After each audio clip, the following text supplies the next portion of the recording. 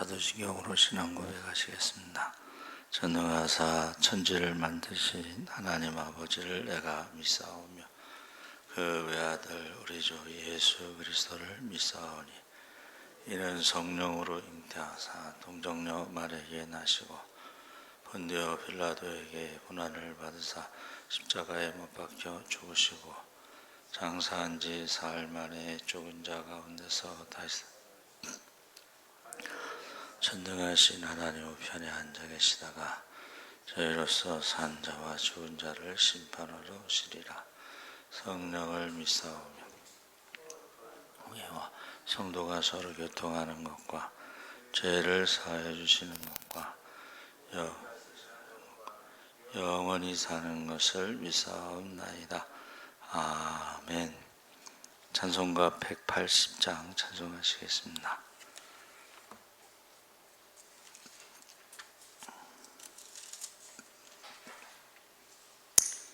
찬송가 180장 찬송하시겠습니다. 하나님의 나팔소리 천지 진동할 때 예수 영광 중에 구름 타시고 천사들을 세계 만국 모든 곳에 보내어 구원 받은 성도들을 모으리. 나팔 불 때 나의 이름 나팔 불 때 나의 이름 나팔 불 때 나의 이름 부를 때에 잔치 참여하겠네. 무덤 속에 잠자는 자 그때 다시 일어나 영화로운 부활 승리 얻으리. 주가 택한 모든 성도 구름 타고 올라가 공중에서 주의 얼굴 배우리. 나팔 불 때 나의 이름 나팔 불 때 나의 이름 나팔 불 때 나의 이름 부를 때에 잔치 참여하겠네. 주님 다시 오실 날을 우리 알 수 없으니 항상 기도하고 깨어 있어서 기쁨으로 보좌 앞에 우리 나가서도록 그때까지 참고 기다리겠네. 나팔 불 때 나의 이름 나팔 불 때 나의 이름 나팔 불 때 나의 이름 부를 때에 잔치 참여하겠네. 아멘. 하나님 말씀은 요한계시록 11장 15절에서 19절까지 말씀을 보겠습니다. 409쪽에 있습니다. 신약성경 409쪽 요한계시록 11장 15절에서 19절까지 우리 다 같이 읽겠습니다. 일곱째 천사가 나팔을 불매 하늘에 큰 음성들이 나서 이르되 세상 나라가 우리 주와 그의 그리스도의 나라가 되어 그가 세세토록 왕노릇 하시리로다 하니 하나님 앞에서 자기 보좌에 앉아있던 24장로가 엎드려 얼굴을 땅에 대고 하나님께 경배하여 이르되 감사하옵나니 옛적에도 계셨고 지금도 계신 주 하나님 곧 전능하신 이여 친히 큰 권능을 잡으시고 왕노릇 하시도다. 이방들이 분노하매 주의 진노가 내려 죽은 자를 심판하시며 종 선지자들과 성도들과 또 작은 자든지 큰 자든지 주의 이름을 경외하는 자들에게 상 주시며 또 땅을 망하게 하는 자들을 멸망시키실 때로 소이다 하더라. 19절까지 이에 하늘에 있는 하나님의 성전이 열리니 성전 안에 하나님의 언약궤가 보이며 또 번개와 음성들과 우레와 지진과 큰 우박이 있더라. 아멘. 할렐루야.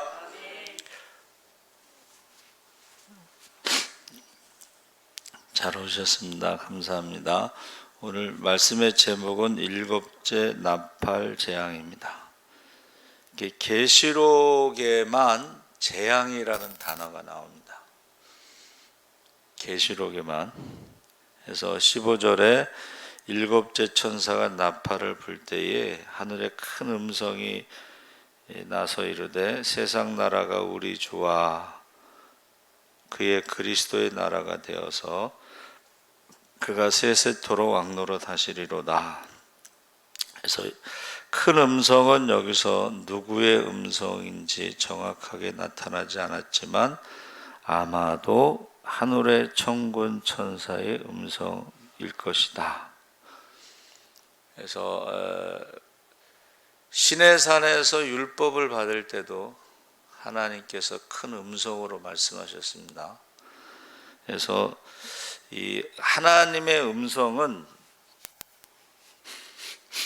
우리 귀로, 육신의 귀로 들을 수 있는 음성도 있고 또 마음의 음성도 있고, 근데 이게 하나님의 음성일 수도 있고 때로는 이 마귀의 음성일 수도 있습니다. 근데 거기 속으면 안 되겠죠. 그래서 우리가 하나님의 음성과 마귀의 음성을 구별하는 방법은 성경에 나와 있는 것과 일치할 때는 그게 하나님의 음성이고, 성경에 나와 있지 않은 것은 그건 마귀의 음성입니다. 그래서 구약에는 계속해서 거짓 선지자들이 하나님의 말씀이 아닌 것을 자꾸 선포하죠. 그게 마귀의 소리죠. 그래서 우상을 섬기는데도 하나님께서 지켜주신다고 하는 건 그건 거짓말이잖아요. 그렇죠? 그건 마귀의 음성입니다. 그래서 우리가 마지막 때에는 이 음성을 분별할 수 있어야 돼요. 그렇지 않으면 이제 속을 수가 있습니다. 믿음으로 살지 않으면서도 계속 축복받는다고 생각하는 건 마귀의 음성이죠. 순종할 때에 축복받는 거죠. 그래서 여기서 큰 음성은 천군 천사의 음성으로 우리가 해석하고, 세상 나라가 주와 그리스도의 나라가 된다 해서 이거는 시편 2편 2절에 보면 거기서 그 열방이 하나님을 대적할 때 심판하시고 하나님께서 다스린다는 그 내용과 일치합니다. 그래서 우리 주라고 하는 것은, 여러분 주라고 하는 것은 구약에 야훼라는 이름이 나올 때 여호와 이름을 망령되이 부르지 말라 해서 야훼가 나올 때는 주라고 불렀어요. 그것이 이제 히브리어로는 아도나이라고 그러고 헬라어로는 큐리어스라고 그러고 우리나라 성경에는 주라고 하는 한문을 쓰는 거예요. 주라는 것은 여러분 여기 보세요. 주라고 하는 게 임금 왕자 위에 점 하나가 더 찍히잖아요. 그러니까 모든 왕 위에 계신 하나님을 말하는 거예요. 주라는 주인 주자가 임금 왕자 위에 점 하나가 찍혀서 모든 왕 위에 계신 하나님을 의미하고 있습니다. 그래서 구약에는 주가 아도나이 야훼를 말하는 것이고, 신약에는 주라는 것이 헬라어로 큐리어스 주님을 말하는 것입니다.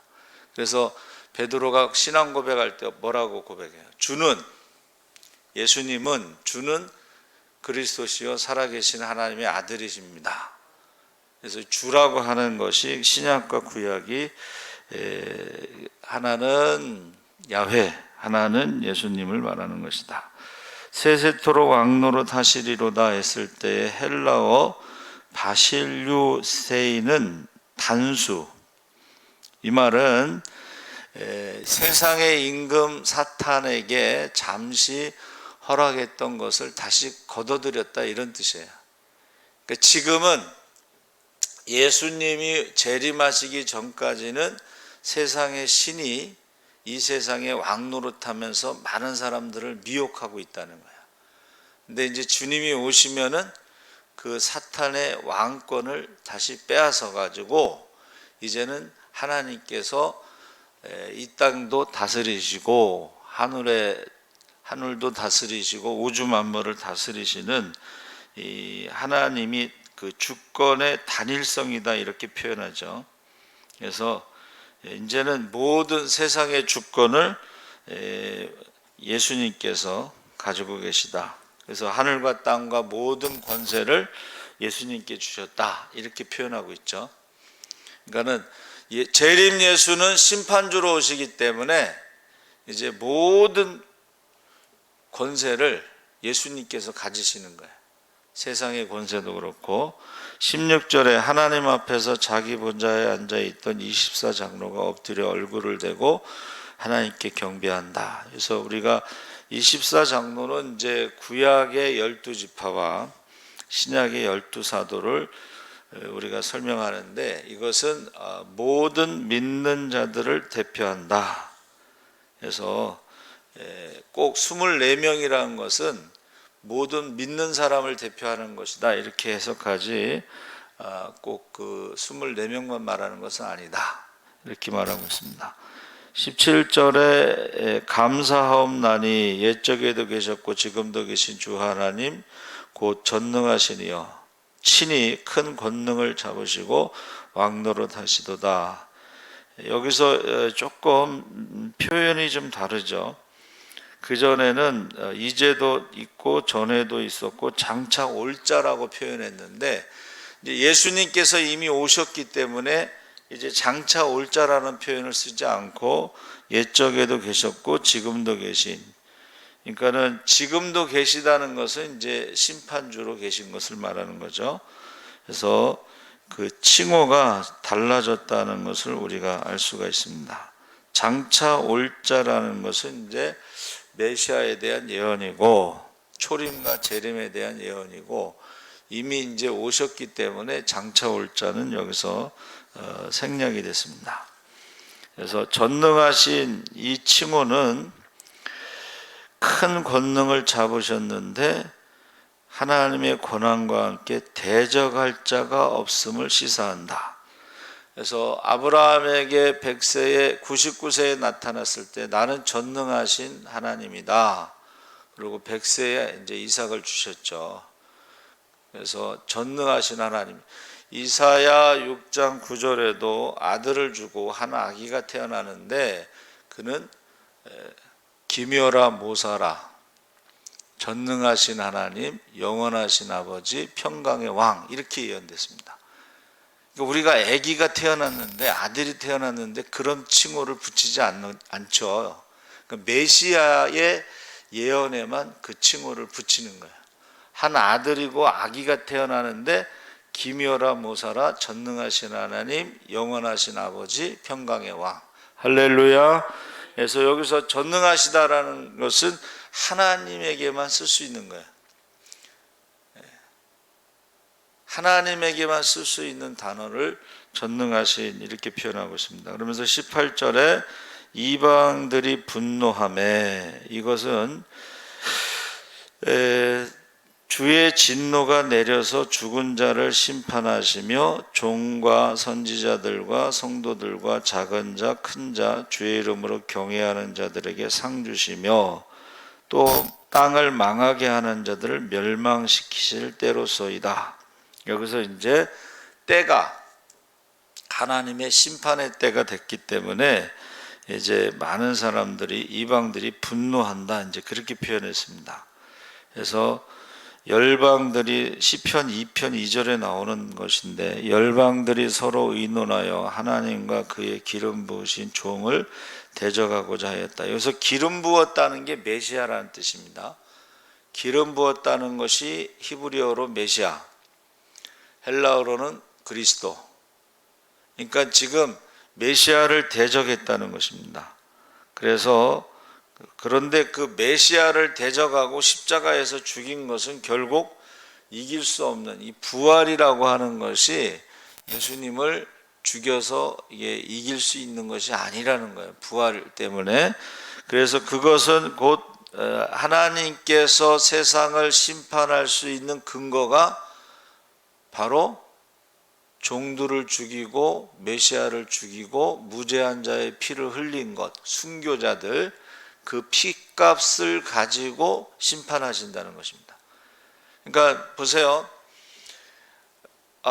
빌라도가 재판할 때 손을 씻혔잖아요. 나는 이 사람의 죽음에 대해서 이제 상관이 없다, 관여하지 않겠다. 그럴 때 유대인들이 그 피값을 우리와 우리 자손에게 돌려줘서 그랬잖아요. 그때 예수님께서 이 세대가 담당하리라 이렇게 표현하셨어요. 그게 이제 AD 70년에 예루살렘이 파괴될 때요. 돌 위에 돌 하나도 남지 않는, 그리고 전 세계에 나라 없는 민족으로 흩어져서 2000년 동안 엄청나게 피를 흘렸어요. 그 피값이라는 게 그렇게 무서운 것입니다. 그래서 지금 여기서 열방들이 기름 부으신 종을 대적했다는 것은 하나님의 심판의 원인이 되는 것이죠. 그래서 심판에 대해서 세 범주의 존재들에게 주어지는데, 여기서 죽은 자는 계시록 20장 11절에서 15절에 연결된 것으로 하나님의 심판이 인류 전체에 해당되는 것. 그러니까는 그 전에 죽은 사람들도 부활해서 심판을 받는다 그랬죠. 다 하나님 앞에 심판을 받고 죽은 자들. 두 번째는 종과 선지자들과 성도들과 작은 자 큰 자들이 주의 이름을 경외하는 자들에게는 칭찬과 보상받을 자에게 상을 주시는데, 거기도 세 부류가 있는데 종, 선지자들에게 상이 있고, 순교자, 모든 시대에 믿는 자를 의미하는 성도들에게도 상이 있고, 주의 이름을 경외하는 자들에게도 상이 있다. 근데 이게 신약 성경에서 경외하는 자라는 것은, 자 보세요. 제자들이 있었어요. 무리들, 따라다니는 제자들. 그 다음에 사도들이 있었죠. 근데 하나님을 경외하는 자들이라는 표현이 있어요. 이 경외한다는 것은 이방인들 중에 하나님을 믿는 자들을 말하는 거예요. 그러니까 이게 경외라고 했는데 영어로 fearer, 하나님을 두려워하는 자들. 그 대표적인 것으로 이제 백부장을 말하는 거예요. 하나님을 두려워했다는 거예요. 그래서 그 유대인들에게 잘하고 구제하고 성전도 회당도 지어주고 하면서 백부장에게 많은 사람들이 칭찬했죠. 그러니까 이방인이면서 하나님을 믿거나 예수님을 믿는 자들을 경외하는 자들이라 이렇게 표현했습니다. 그런데 이제 유대인들 중에 제자와 사도들이 있지만 거의 다 이방인들이 예수를 믿었잖아요. 그러니까 우리 모든 성도들을 하나님을 경외하는 자들에게는 상이 있다 그랬습니다. 땅을 망하게 하는 자들은 여기서 바벨론, 짐승, 거짓 선지자들을 가리키는데, 하나님을 대적한 사탄의 무리, 그날에 멸망을 당할 것이다. 아까 그 때가 있다고 그랬잖아요. 그 심판의 때. 그때에 이제 상 받을 자들에겐 상을 주시고 벌 받을 자에겐 벌을 주시는데, 이 하나님을 대적하는 이 사탄의 무리, 바벨론이나 짐승이나 거짓 선지자들이 멸망을 당할 것이다. 19절에 이에 하늘에 있는 하나님의 성전이 열리니 성전 안에 하나님의 언약궤가 보이고 번개와 음성과 우레와 지진과 큰 우박이 있더라. 이 성전은 하늘에 있는 성전이고 거기 언약궤가 보였다고 하는데, 이 언약궤는 주전 586년 느부갓네살의 침략으로 성전과 함께 손실된 것으로, 파괴된 것으로 보고 있습니다. 그래서 그 영화를 만드는 사람들이 잃어버린 법궤를 찾고 뭐 성배를 찾고, 성배는 이제 예수님이 성찬식 했을 때 썼던 그 포도주잔을 찾겠다, 그런 이제 영화가 나온 적이 있어요. 근데 이것은 그 586년에 성전 파괴와 함께 법궤도, 이 법궤라는 게 뭐 특별한 게 아니고 이제 그 안에 십계명 돌판과 만나 항아리, 금 항아리가 있었는데, 금 항아리는 누가 가져가서 없어지고, 법궤가 있었는데 그것도 부서지고 없어졌다는 그런 의미입니다. 그러니까 모세가 시내산에서 하나님께 받은 그 하나님이 직접 쓰신 그 십계명 돌판은 없다는 거예요. 근데 그것을 찾는 영화가 나왔다는 거죠. 그래서 이 땅에서는 법궤가 없어졌지만 하나님 나라의, 하늘나라의 성전에 언약궤가 보였다. 그래서 이 언약궤가 있는 곳이 지성소죠. 그 지성소에 1년에 한 번 대제사장이 들어갈 수가 있잖아요. 그런데 예수님께서 십자가에서 죽으셨을 때 히브리서 기자가 뭐라 그랬어요? 휘장이 찢어졌는데 그거는 예수님의 육체라고 표현했잖아요. 그러니까 이제는 거기 지성소에 대제사장이 1년에 한 번 들어가는 게 아니라, 우리는 자, 영접하는 자, 곧 그 이름을 믿는 자들에게는 하나님의 자녀가 되는 권세를 주셨기 때문에 언제든지 아들 예수 그리스도는 언제든지 아버지를 만날 수 있잖아요. 그래서 우리 믿는 사람들은 24시간 365일 지성소에 들어가서 하나님의 은혜를, 때를 따라 돕는 은혜, 그 법궤 위에 그 뚜껑을 속죄소 또는 시은좌, 은혜를 베푸는 그 장소, 자리. 그러니까 우리는 여러분 24시간 365일 우리가 왕같은 대제사장이 돼서 언제든지 하나님 앞에 기도할 수가 있어요. 할렐루야. 너희가 이제부터는 내 이름으로 무엇이든지 구하라, 그리하면 받으리라. 그러니까 예수 믿는 사람들이요, 이 어마어마한 하나님의 자녀의 권세를 갖고 있는 거예요.